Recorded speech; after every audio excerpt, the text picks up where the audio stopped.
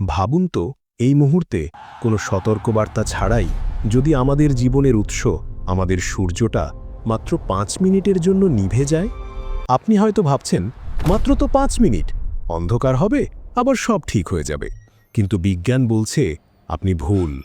প্রথম কয়েক সেকেন্ডের মধ্যেই পৃথিবীতে এমন এক মহাপ্রলয় শুরু হবে যা আমাদের পরিচিত সব কিছুকে, আমাদের অস্তিত্বের শেষ চিহ্নটুকুও চিরতরে মুছে দেওয়ার জন্য যথেষ্ট। সূর্য নিভে যাবার ৮ মিনিট ২০ সেকেন্ড পর পৃথিবীতে নামবে এক নিকষ কালো, শীতল অন্ধকার। কারণ ১৫ কোটি কিলোমিটার দূর থেকে পৃথিবীতে আলো পৌঁছাতে ঠিক এই সময়টাই লাগে। কিন্তু আসল ভয়াবহতা শুরু হবে তারও অনেক আগে, ঠিক সেই মুহূর্তে যখন সূর্যের আলো নেভা শুরু হবে। আমাদের পৃথিবী তার অক্ষের উপর ঘণ্টায় প্রায় ১৬৭০ কিলোমিটার বেগে ঘুরছে। সূর্য হঠাৎ অদৃশ্য হয়ে গেলে তার অকল্পনীয় মহাকর্ষ বলও চলে যাবে, কিন্তু পৃথিবী এবং তার উপরের সব কিছুই তার পুরনো গতি ধরে রাখবে। একেই বলে গতির জড়তা বা ইনার্শিয়া। এর ফল হবে মারাত্মক। আমাদের শরীর, আমাদের বাড়িঘর, আকাশচুম্বী অট্টালিকা সব কিছুই সেকেন্ডের মধ্যে শব্দের চেয়েও দ্রুত গতিতে পূর্ব দিকে ছিটকে যাবে। এটি হবে ইতিহাসের সবচেয়ে ভয়ঙ্কর এবং তাৎক্ষণিক মহাবিপর্যয়।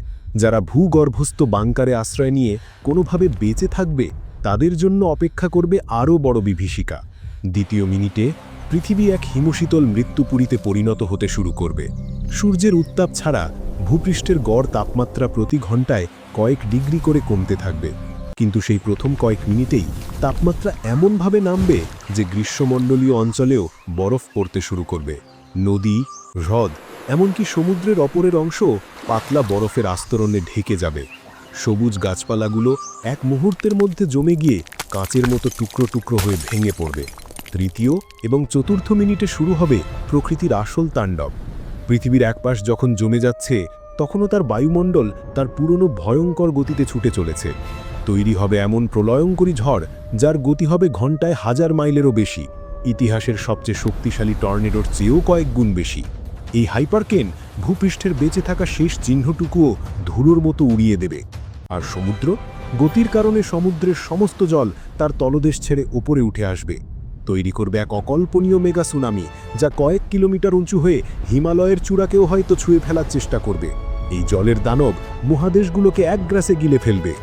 পঞ্চম মিনিটে সব কিছু শান্ত হয়ে আসবে, কারণ ধ্বংস করার মতো আর কিছুই অবশিষ্ট থাকবে না।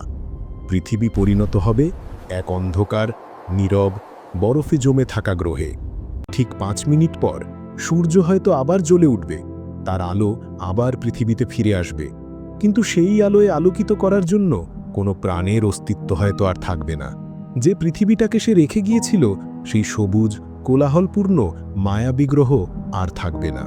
থাকবে শুধু এক মৃত, বরফে জমে থাকা ধ্বংসস্তূপ, এক নীরব সাক্ষী যা বিশ্বব্রহ্মাণ্ডকে মনে করিয়ে দেবে প্রকৃতির ভারসাম্যের এক মুহূর্তের বিচ্যুতি কতটা ভয়ঙ্কর হতে পারে। আমরা যে গ্রহে বাস করি, তার প্রতিটি মুহূর্তের গতি এবং ভারসাম্য কতটা নিখুঁত আর কতটা ভঙ্গুর, তা হয়তো আমরা কোনো দিন কল্পনাও করতে পারব না। আপনার কি মনে হয়, যদি এমনটা সত্যি হয়, আপনি সেই ৫ মিনিটে কি করবেন? আপনার মূল্যবান মতামত আমাদের কমেন্ট করে জানান।